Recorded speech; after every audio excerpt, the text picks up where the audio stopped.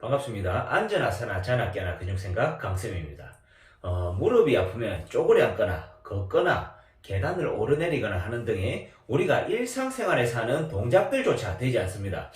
그로 인해 이제 삶의 질이 확 떨어지기 때문에 정신적인 스트레스까지도 동반될 수 있습니다. 그래서 이제 이번 영상에서는 무릎 통증과 관련된 그 원인이 되는 근육들에 대해서 살펴보겠습니다. 자, 이제 대부분 무릎이 아프면 무릎 속의 관절이나 연골에 문제가 생겨서 통증이 발생한다고 알고 있습니다. 그런데 막상 관절을 촬영해보면 그런 경우도 있고 그렇지 않은 경우도 있습니다. 하지만 이 두 가지 경우 모두 무릎 통증과 관련된 근육들에 문제가 발생한 상태입니다. 단순하게 무릎을 굽히고 펴는 근육들부터 골반과 발목 관절의 안정성을 제공하는 근육들까지 여러 가지 근육들이 무릎 통증과 관련이 있는데요. 지금부터 파트별로 나누어서 차근차근 살펴보겠습니다. 첫 번째 파트, 무릎 통증을 직접 일으키는 근육들.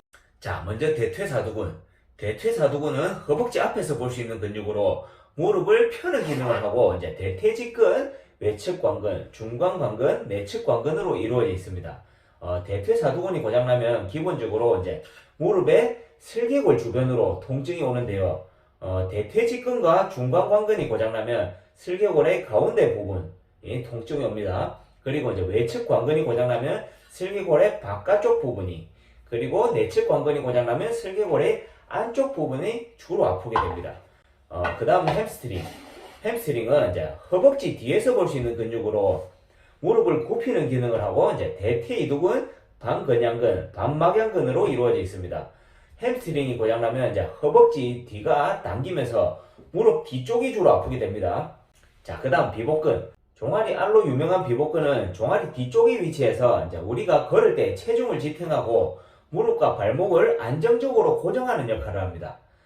비복근은 이제 무릎 관절 뒤를 바로 지나가는 근육이기 때문에 비복근이 고장나면 무릎 뒤가 당기고 아프게 되고 이 통증이 심해지면 이제 관절염으로 발전할 가능성이 높아집니다.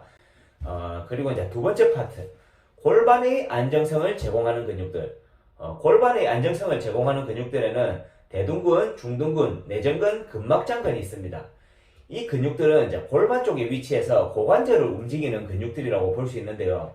이 근육들의 상호 협력 작용에 의해서 이제 골반이 안정된 상태에 있을 수 있고, 골반이 안정된 상태에 있어야 무릎 관절이 편안할 수 있습니다.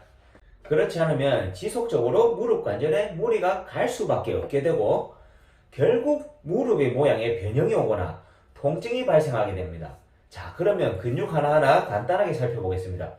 먼저 대둔근.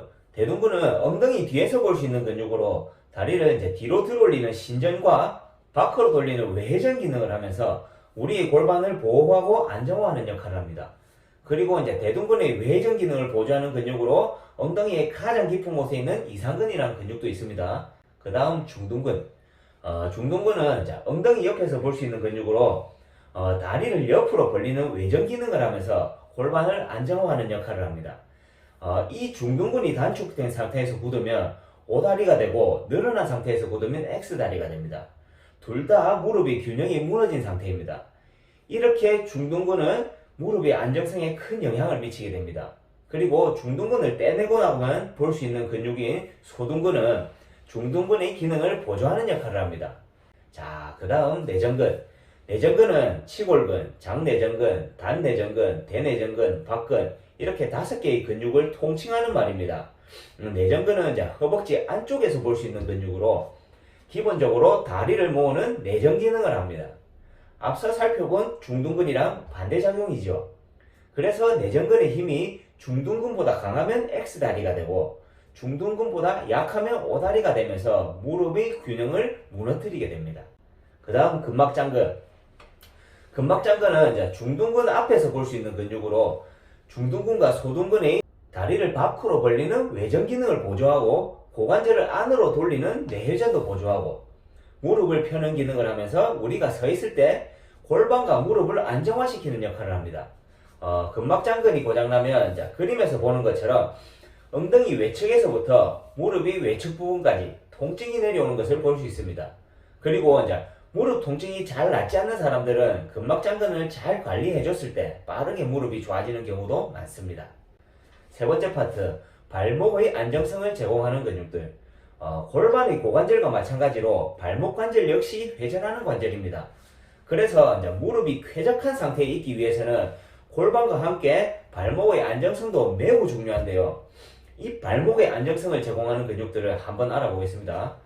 자, 화면에 올려놓은 그림을 한번 봐주세요. 발목의 모든 각도와 그 각도를 담당하는 근육들을 매치시켜 놓았는데요. 차례대로 살펴보겠습니다. 자, 먼저 발끝을 당긴 족배굴곡 상태에서 활성화되는 근육들을 보겠습니다. 첫째, 제3비골근. 제3비골근은 발끝을 당긴 상태에서 발목을 밖으로 비틀어줍니다. 둘째, 장지신근. 장지신근은 가운데로 발끝을 당겨줍니다. 셋째, 정경골근. 정경골근은 발끝을 당긴 상태에서 발목을 안으로 비틀어줍니다. 자, 그 다음 발끝을 민 족저굴곡 상태에서 활성화되는 근육들을 보겠습니다. 자, 첫째, 장비골근 및 단비골근. 장비골근과 단비골근은 발끝을 민 상태에서 발목을 밖으로 비틀어줍니다. 둘째, 비복근 및 가자미근. 비복근과 가자미근은 가운데로 발끝을 밀어줍니다. 셋째, 후경골근. 후경골근은 발끝을 민 상태에서 발목을 안으로 이렇게 비틀어줍니다. 네, 이렇게 발목의 여러가지 각도를 조절하는 근육들이 서로 조화를 이루면서 발목을 안정화시키게 됩니다. 이 안정성이 깨지게 되면 무릎에 무리를 주게 되고 무릎 통증으로 이어지게 됩니다. 그리고 골반의 근육들과 연계해서 발목의 과도한 안으로 비틀기 기능은 O다리를 만들게 하되고 과도한 밖으로 비틀기 기능은 X다리를 만들게 됩니다.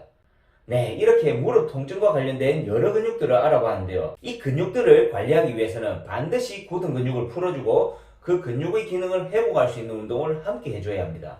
근육별 부위별로 관리할 수 있는 구체적인 방법은 저희 근육의 재구성 온라인 강의를 통해 만나볼 수 있는데요. 영상의 상세 페이지와 고정 댓글에 10% 할인 링크를 남겨놓겠습니다. 그리고 무릎 통증으로 인해 강의를 수강하는 분들은 2에서 4강의 기초 개념 강의를 들은 다음에 123강 무릎 통증 활용법을 먼저 보시길 바랍니다. 또 이 영상의 내용을 글로 정리한 것을 제 블로그에 남겨놓을 테니까 필요한 분들은 활용하시길 바랍니다. 이것도 영상의 상세 페이지와 고정 댓글에 링크 남겨놓겠습니다.